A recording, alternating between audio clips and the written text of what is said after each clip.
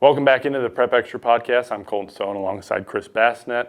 Back after, we took a little bit of a week off. We all had a holiday, yeah. So a little breather, still had football, and, we're about a third of the way through the season. We're really in full swing. We can throw out our, after 1 week, this is how it's going to shake out. We now have 3 weeks to look at a little bit bigger of a sample size. And it's, I don't know, it seems like it's almost gotten more solidified after 3 weeks. There's still plenty of time. Anything can happen. But just overall, 3 weeks of the season, what have you come away with as a general, okay, this is how it's going right now? I think solidified is a good word, especially with the number one teams. In each class, and we can go down the list. Omaha West Side, pretty decisive win over Bellevue West, beating Creighton Prep. Bennington's killing everybody in Class B again. Aurora's been pretty dominant in Class C1. We don't know how they stack up with the Pierce. Those two teams won't play each other, but right now Aurora looks like the team to beat. C2, Norfolk Catholic, same thing, dominant. D1, North Platte St. Pat's, same thing. Howells Dodge in D2, Potter Dixon D6.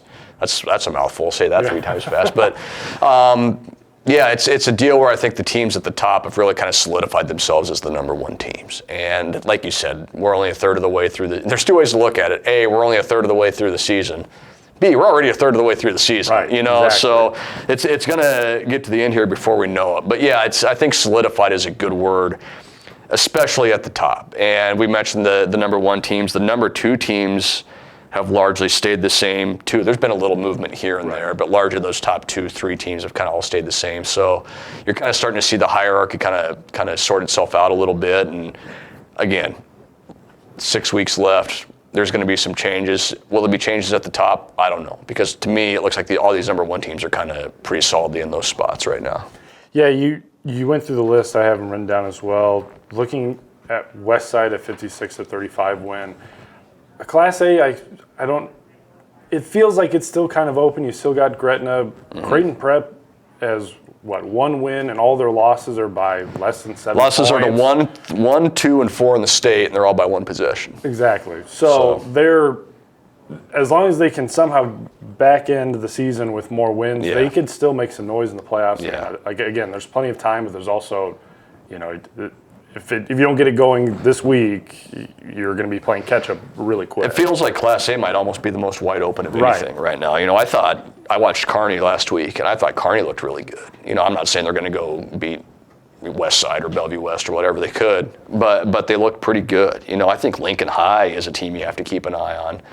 Their only losses by 1 point to Southwest, who, by the way, Southwest is 3-0, and you look at their schedule now the rest of the year, and as of today, they don't play a team with a winning record until the end of the year, their last game of the year against Millard North. So it's kind of set up for the Silverhawks to kind of make a run and put themselves in a really good position for a high seed in the playoffs, a really good record. And so maybe they continue to win, build confidence. We talked about West Side's talent. We know of Gretna's talent with Zane Flores.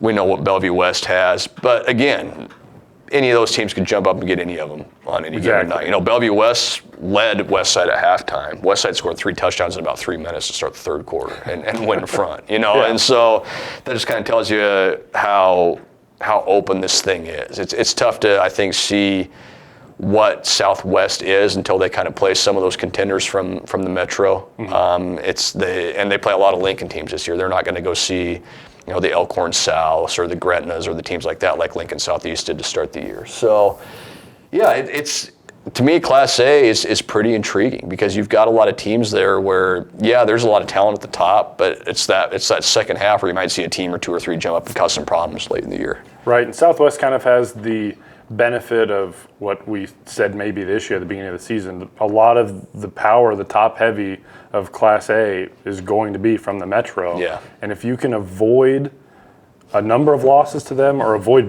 essentially playing them at all, you have a path to get to the playoffs much easier.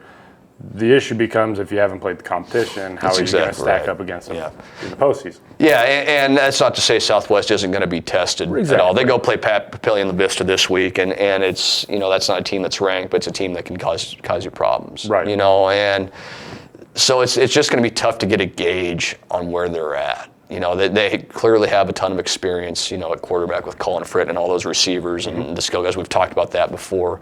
And that's kind of bore itself out, and you've seen them get a little better each of the first 3 weeks. They eke out one over Lincoln High, play a little better the next week, play really well against Lincoln East, and pull away. I think that game was tied at halftime at 10-10, and Southwest outscored them 21-7 in the second half. And you're talking about an East defense that hadn't given up more than 14 in a game, coming into that game. So the evidence is there that Southwest can make a run. But again, like we've talked about, like you said, the power is in Omaha, and unless you're playing those teams, it's kind of maybe tough to gauge where a team like Southwest might stack up. I have them ranked 6th right now, behind 5 Omaha schools, essentially Elkhorn and Gretna thrown in there as well. So are they the top team from outside Omaha right now? Probably. And that's, again, Kearney probably has an argument to be made there, and we have to give Kearney credit for being road warriors. They're going to Bellevue West this Thursday night. It'll be their 3rd road trip east in 4 weeks. All 3 of those games on Thursday nights. So you're getting on the bus, you're driving 2 hours or 3 hours, you're playing a game, and you're coming back home, and they've taken care of business so far. So you have to give credit to the Bearcats and Brandon Kuhl for taking care of that. So yeah, just a real interesting class, and like you said, that's the difficulty of this, is not seeing a Southwest play an Elkhorn an Elkhorn South or a Gretna or somebody or a Bellevue West or whoever it may be. It's tough to kind of get a gauge on where the Silverhawks are really at, but they're off to a pretty good start so far. Yeah, you mentioned Lincoln East. We'll get into a couple of the other classes here in just a second, but they come out week 2 and kind of look like a completely different team, and then they slightly take a step back this week 3. I believe they're 1-2. Correct me if I'm wrong. No, they are 1-2. Yep. At 1-2, we knew what the question marks were going in. They've maybe found some consistency with Jeter Worthley at quarterback, but the question now becomes, 1-2 through the season, can they take maybe the things they've learned and keep building off of it, or is this kind of just gonna tilt back and forth every week? I feel like it's kind of going to do that. I think part of it was they've lost to 2 pretty good teams. They lost to Kearney and Lincoln Southwest, 2 unbeaten teams, and Kearney was a 1-possession game in the season opener, and again, they're tied with Southwest at halftime. So they're not losing to nobody, and they're good enough, especially defensively, to stay in most games. They've got a pretty good athlete at quarterback. They've gotten that position settled, which I think helps a lot. And get Malachi Coleman back fully healthy, that's obviously going to help. It's just another weapon on the field for you. So yeah, it's a deal where they just had to replace so much skill talent. Obviously, a great quarterback in Noah Walters, who started this weekend for North Alabama, right? And led them to a win, and some other pieces outside of that. So yeah, I think it's a team where you're just going to see some ups and downs, and it's a team that they can kind of break through and beat a quality opponent. That might go a long way for them, just kind of being able to believe in themselves and knowing they can do it. So I think that's something to kind of keep an eye on with Lincoln East, is can they kind of jump up and get one of these teams that's having a good year, and maybe that kind of catapults them a little bit. Look at the next 2 classes, Class B, Class C1.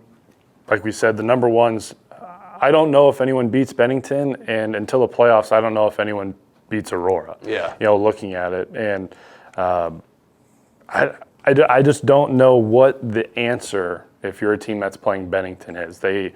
You thought maybe, okay, their ground game can't possibly be as good as it was before. Okay, they can't possibly replicate what last season was, and I don't think they've really missed a beat. They go out on the field and they're just as good as they were 12 months ago. It's really amazing, and they beat York 33-10 on Friday, and York was the first team to stay within 30 points of them, in Class B. And that's just, you're talking, they've played Scott, Bennington's played Scott, they've played York, they've played quality opponents. Again, it's like they're playing nobody, and they've handled business so remarkably well. And like you said, you look at what they lost, especially at running back with Dylan Mostek moving on, and they haven't missed a beat. They can throw it, they can run it.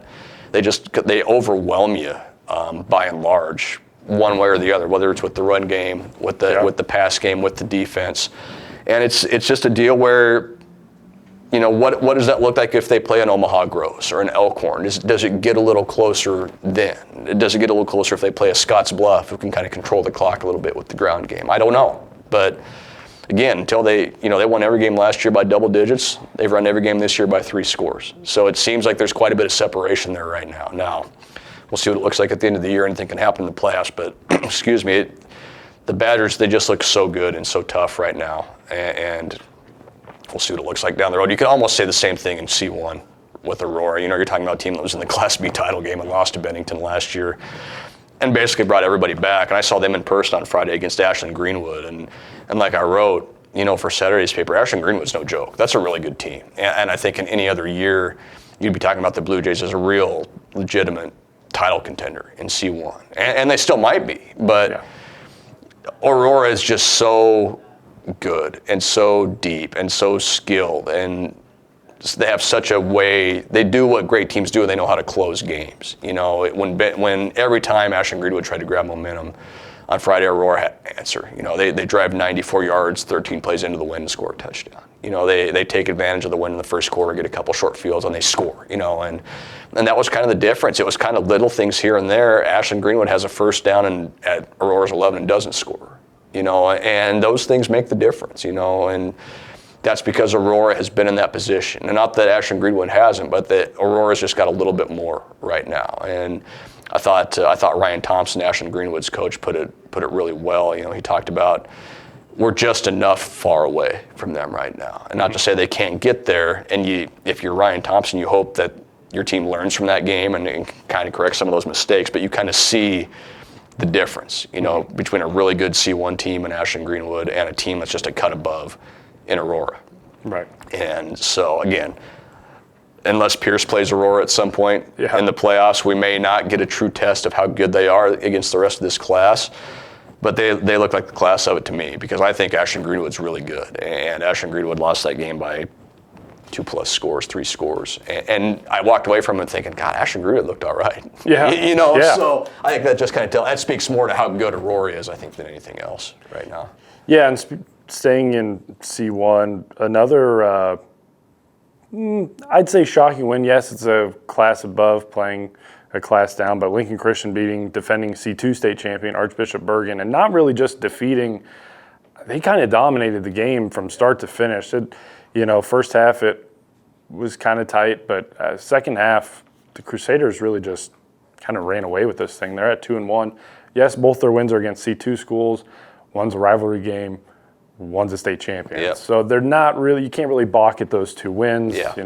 They both play with the same amount of guys on the field. So it is still the same game they're playing. But it's somewhat surprising, the 2 wins so far they've had this season. It is a little bit, and I think we talked to those guys in the preseason, and they talked about we're undersized. We've got to be able to play harder than the other teams. We've got to be able to work harder than the other teams. And you came away with the vibe that I don't know what they got, but I think winning that game against Lincoln Lutheran to open the season maybe kind of opened their eyes a little bit to how good they could be. And their only losses to Platteview in C1, who's ranked right ahead of them in C1 right now. And that was a road game. They lost by 2 touchdowns.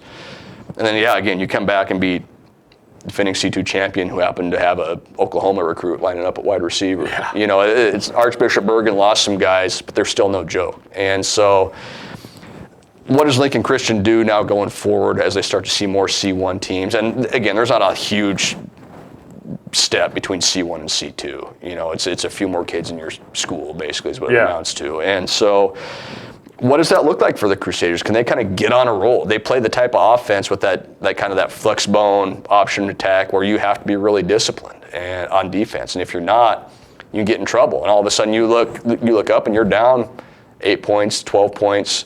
And Lincoln Christian's got this ball control offense, and they can kind of lean on you a little bit with that. So it's a great start for them, first of all, and they deserve a lot of credit. I think there were some questions about what they would be able to do coming off of last year when they kind of struggled a little bit, but they've shown that they can compete with a lot of teams. Now they've got to be able to do it in C1 and be able to kind of carry that through the end of the year and make a run at the postseason.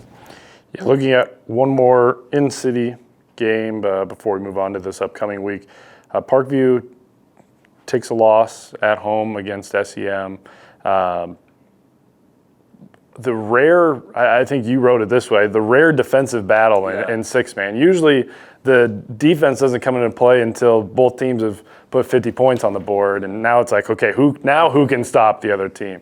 20-16, Parkview, we kind of joked around, but it is in all seriousness that they may have the best shot at making a run in the playoffs for a capital city team. And SEM's a good team. They're both, they basically they just flip-flopped. They were 3-4 last week. SEM's now 3, Parkview 4.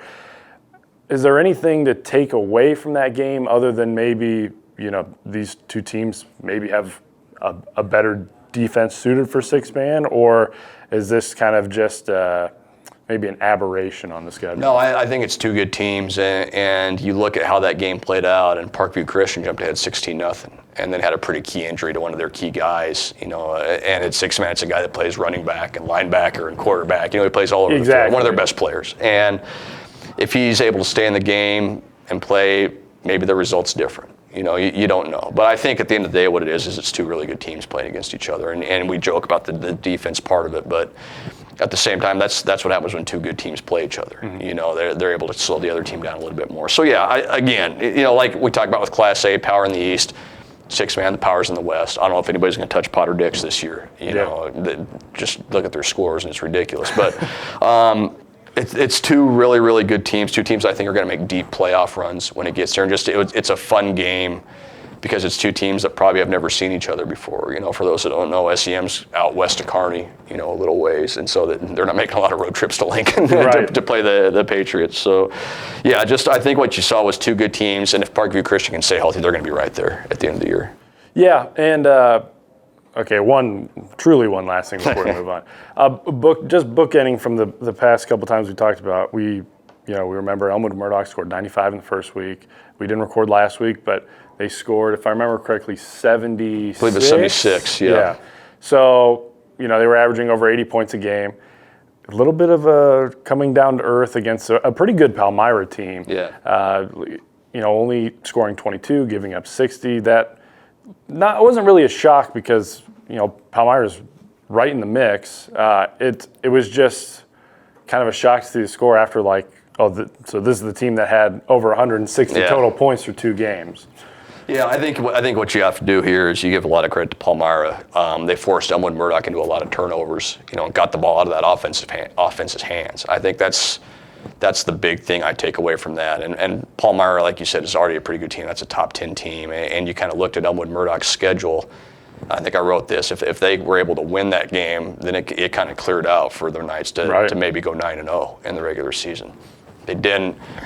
I'm sure Elmwood Murdoch would tell you they didn't play their best game. They were sloppy with the football. Palmyra would tell you our defense is great and forced a lot of turnovers. Right. It's one of those games. So I think you look at that final score, 52-28, and if Elmwood Murdoch takes better care of the ball, maybe that game's a little closer. I think those two teams are probably a little more even than maybe the score indicates. But again, I think that kind of speaks to the depth in that class. We talked about how dominant North Platte St. Pat's has been, how dominant Cross County has been.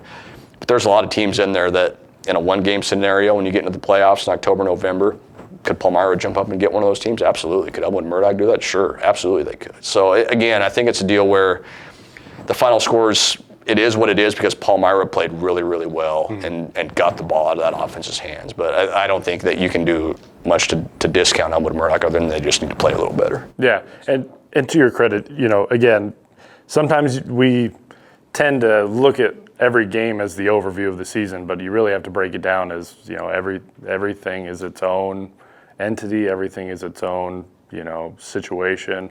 What if the weather's bad? What if, what if a key player's hurt, like in Parkview Christian? So it is almost, it gives you a look into what maybe, a scenario would be in the playoffs where this is, how would you play in a one-game situation? So, again, plenty of football to play. Also, doesn't feel like there's that much football left to play. But going into the fourth full week, what are some games maybe that stand out here? It's I know the last time we talked, it was kind of a week. Yeah. But what does week 4 have in store? The big one for me, the most interesting one for me is Grand Island at Lincoln High. That's two teams that are kind of knocking on the door of the ratings in Class A. we've talked about Lincoln High. Their only losses by 1 point to Southwest in a game they led late into the fourth quarter. Mm-hmm. We know the talent Lincoln High has. Grand Island, kind of the same thing. They only lost just to West Side. Beat another ratings contender last week in Norfolk. So you're talking about a solid program, a program that's been good for a while. So really good test, I think, to kind of see where both these teams kind of stack up. I think it's a game. It's almost a coin flip right now. I think they're pretty evenly matched in terms of the quality of team and things like that. Grand Island's got to make the drive out east to Beechner Field. Maybe that ends up being the difference in this one. But a chance, I think, for Lincoln High to kind of establish itself as maybe a ratings contender, and that's a pretty good spot to start for Lincoln High. If you're going to make a playoff push, you need to win games like this. And I feel like we're going to say that a lot about Lincoln High. I said it last week when they played Central. You've got to win games like that, and then they blow out Omaha Central on the road. You've got another one this week. If you want to give yourself a good shot to make the postseason, you've got to be able to beat a team or two that's probably going to make the postseason. Grand Island's one of those teams. So that game really stands out to me, I think, is the kind of the top one of the week. We just talked about Bennington. They're coming to town to play Pius. Pius becomes the latest team to get a shot at them, over at Aldrich Field. It's going to be tough. Pius is coming off a 9-7 win over Hastings. Pius has played really good defense this year. Played Scotts Bluff tough. Pius is going to have played number 1 and number 2 in the state here by the end of this week. And so that maybe gives us a little bit of an idea of where Bennington's at compared to Scotts Bluff and some things like that. But another shot for Pius. Can they play a little cleaner game than they played against Scotts Bluff in the opener? Yeah, in that 9-7 game against Hastings, it was a bit of a struggle. They did put up a late stop at the end. So, credit to them and credit to Coach Carney for getting his guys to rally for one last stop and come away with a win. But having to take Scotts Bluff and Bennington in the first, half of the season, it's not ideal if you're Pius. But, maybe you go out there and kind of try to build off of what York did. And, there's not really a blueprint for the Badgers, but maybe try to put something together that, hey, maybe we won't beat them, but this is how they can be beaten. Yeah, exactly. Try to expose them. Well, and you take it as a learning opportunity, right? Like if we don't do this, then this will happen. And so you try to accomplish a couple things that will give you a chance in that game. And it's kind of the approach Ashland Greenwood took with Aurora last week. They may not, their coach said it, we may not win the game, but we're going to learn a lot about ourselves. And I think that's kind of a similar situation to in this game. Pius gets them at home. If they can get an early lead, can they lean on that defense? Can they lean on the run game and see where that gets you? I don't know. Bennington doesn't have to play from behind a whole lot. So, if you're able to create something early and just maybe put a scare into the Badgers, maybe that gives you a chance in the second half. I think when you're playing a game like that, all you want to do is just keep yourself in the game as long as you can into the third quarter, into the fourth quarter, and then see what happens. So that's kind of, I think, the plan for Pius, or that's what the plan has to be for Pius, is just keep yourself in that game as long as you can. Don't let Bennington just snow you under right away, because they do that every week, it seems like. So we'll see what that looks like. So, those are kind of the games that stand out to me. Bishop Neumann up in Wahoo's 3-0 with a brand new coach. They get number 2 St. Cecilia this week. That's another game to kind of keep an eye on. I think a good test for the Cavaliers, kind of see if they're for real or not. But just around the city, not a lot of games that you kind of stand out, I guess. You're kind of into that grind of the season now, and it's just, if you're serious about making a push for the postseason, if you're serious about being a contender, you're kind of in that part of the season where you need to kind of grind through practice and play well on Friday night, and that's just kind of where we're at right now. Yeah, it's definitely depending on the team, you're kind of looking at it from two different ways. It's basically what can we learn from this and move on and use it down to maybe try to make a stretch into the playoffs. Or if you're a team that's 2-1, 3-0, it's let's not look ahead and let's not look behind us. Let's focus on what's right in front of us and just keep everything rolling and keep some kind of momentum going, because you worry that even 4 weeks into the season, if you start kind of slowing down a little bit or start to look ahead too much, that can snowball for the season. So it'll be interesting. It's another week that anything could happen, but we have all of our preconceived notions, of course. That's right. So we're going to try and keep our momentum going too. That's right. After this. That's right. Thanks for tuning in to the Prep Extra podcast. I'm Chris. This is Colton. We'll talk to you next week.